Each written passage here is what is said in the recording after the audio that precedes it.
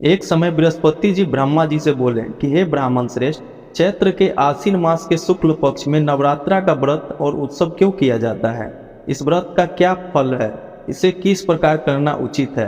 पहले इसे व्रत को किसने किया था? सो विस्तार से हमें बताइए। बृहस्पति जी का ऐसा प्रश्न सुनकर ब्रह्मा जी ने कहा कि हे बृहस्पति, प्राणियों के हित की इच्छा से तूने बहुत अच्छा प्रश्न किया है। जो मनुष्य मनोरथ पूर्ण करने वाली दुर्गा, महादेव, सूर्य और नारायण का ध्यान करते हैं वो मनुष्य धन्य हैं।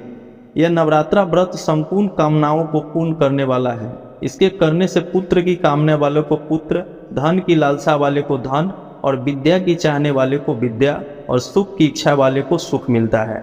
इस व्रत को करने से रोगी मनुष्य का रोग दूर हो जाता है, मनुष्य की संपूर्ण विपत्ति दूर हो जाती है और घर में समृद्धि में वृद्धि होती है। बाजिन को पुत्र की प्राप्त होता है और समस्त पापों से छुटकारा मिल जाता है और मन को मनोरथ सिद्ध हो जाता है।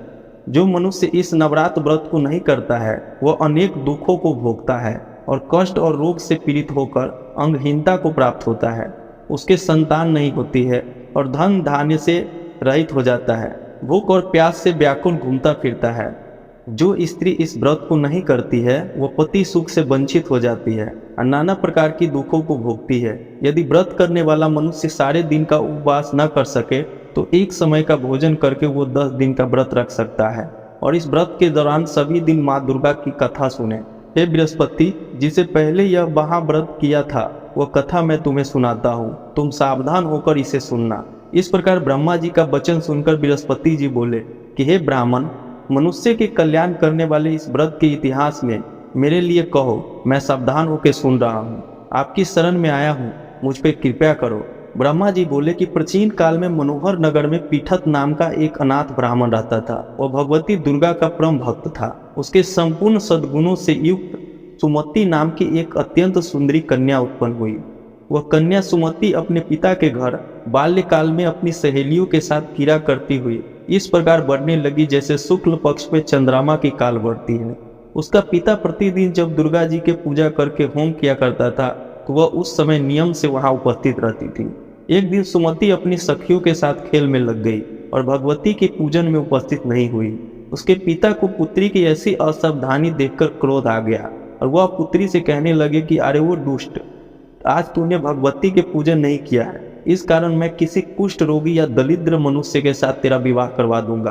पिता की ऐसी वचन सुनकर सुमति को बड़ा दुख हुआ और पिता से कहने लगी कि हे पितावर, मैं आपकी कन्या हूँ और सभी तरह से मैं आपके अधीन हूँ। जैसी आपकी इच्छा हो वैसा ही करो। राजा से, कुष्ठ रोगी या दरिद्र से, जिससे साथ चाहो मेरा विवाह करवा दो, पर होगा वही जो मेरे भाग्य में लिखा होगा। मेरा तो अटल विश्वास है जो जैसा कर्म करता है उसको कर्म के अनुसार वैसा ही फल प्राप्त होता है, क्योंकि कर्म करना मनुष्य के अधीन है पर फल देना ईश्वर का अधीन है। इस प्रकार कन्या के निर्भयता से कहे हुए वचन सुनकर उस ब्राह्मण ने क्रोधित होकर अपनी कन्या का विवाह एक कुष्ठ रोगी के साथ करवा दिया और अत्यंत क्रोधित होकर पुत्री से कहने लगे कि हे पुत्री, अपने कर्म का फल भोगो। देखो भाग्य के भरोसे रहकर क्या करती हो।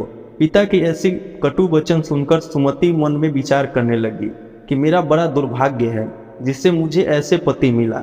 इस तरह अपने दुखों का विचार करती हुए कन्या अपने पति के साथ वन में चली गई। डरावने और निर्जन वन में उन्होंने रात बड़े कष्ट से व्यतीत की। उस गरीब बालिका की ऐसी दशा देख देवी भगवती ने पूर्व पुण्य के प्रभाव से प्रकट हो गई।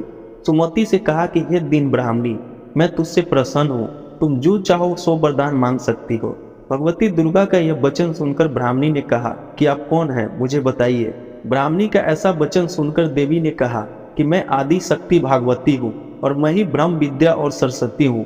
प्रसन्न होने पर मैं प्राणियों के दुख दूर कर उन्हें सुख प्रदान करती हूँ। हे ब्राह्मणी, मैं तुझ पर तेरे पूर्व जन्म के पुण्य के प्रभाव से प्रसन्न हूँ। तुम्हारे पूर्व जन्म का वृत्तांत सुनाती हूँ, सुनो। तो पूर्व जन्म में निषाद की स्त्री थी और अति पतिव्रता थी। एक दिन तेरे पति निषाद ने चोरी की।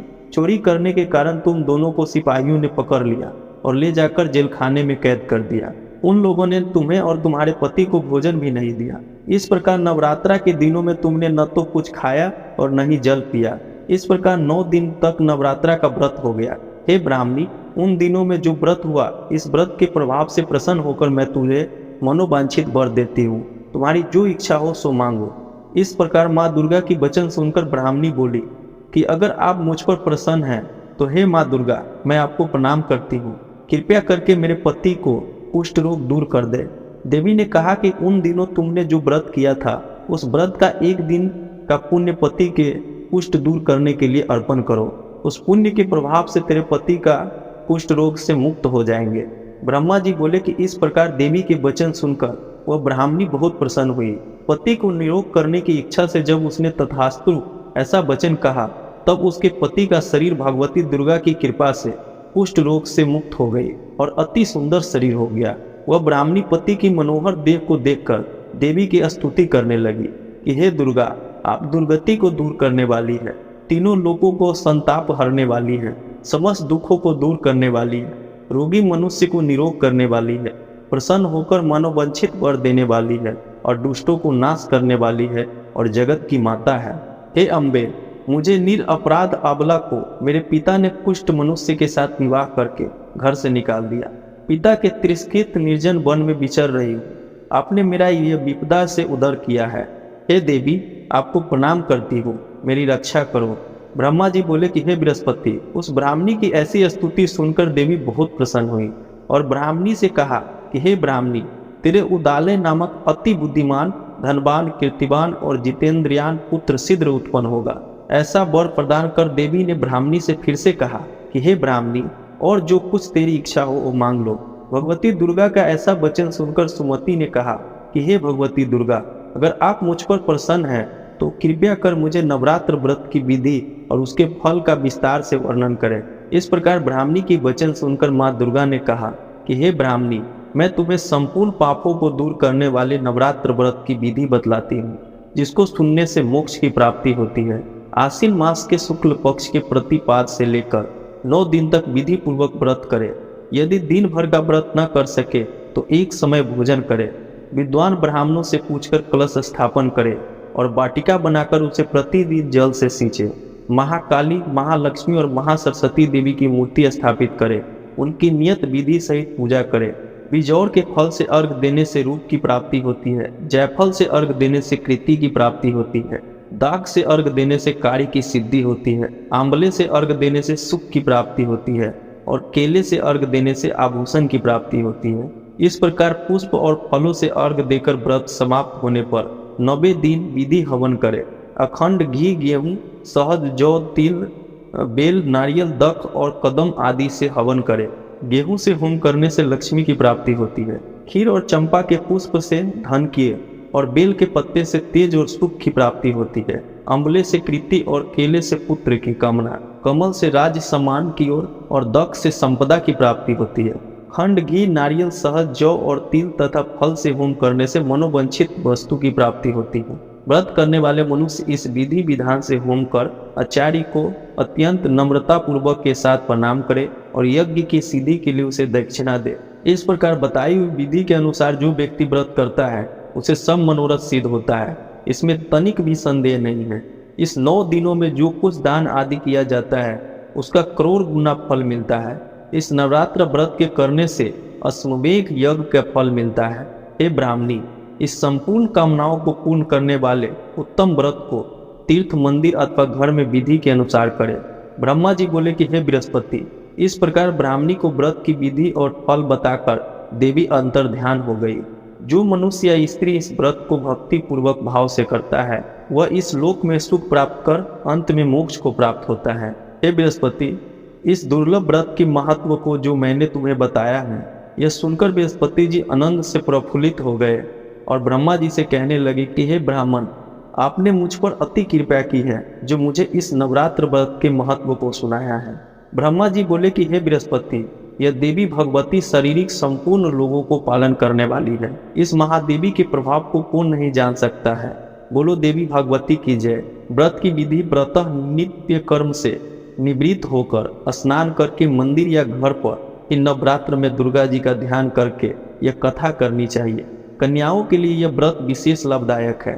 श्री जगदम्बा की कृपा से सब विधान दूर हो जाता है और सुख समृद्धि की प्राप्ति होती है। माँ दुर्गा की रोज ये प्रार्थना करे कि हे परमेश्वरी, मेरे द्वारा रात दिन सहस्त्र अपराध होते हैं, मुझ दास से समझकर मेरे अपराध को क्षमा करे।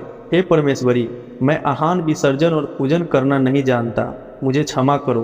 हे सुरेश्वरी, मैंने जो मंत्रहीन, क्रियाहीन, भक्ति युक्त पूजन किया है वह स्वीकार करे। हे परमेश्वरी, अज्ञान से, भूल से अथवा बुद्धि से जो न्यूनतम अथवा अधिकता हो गई हो उसे क्षमा करिए और तथा प्रसन्न होइए। और इस प्रकार नवरात्रा के व्रत को विधि पूर्वक करने से आपको मन वांछित फल प्राप्त होगा। और इस कथा को 9 दिन सुने और इससे आपको मोक्ष की प्राप्ति होती है, संतान सुख प्राप्त होता है और धन धान्य की कभी कमी नहीं होती है। तो कमेंट में जय माँ दुर्गा जरूर लिखना।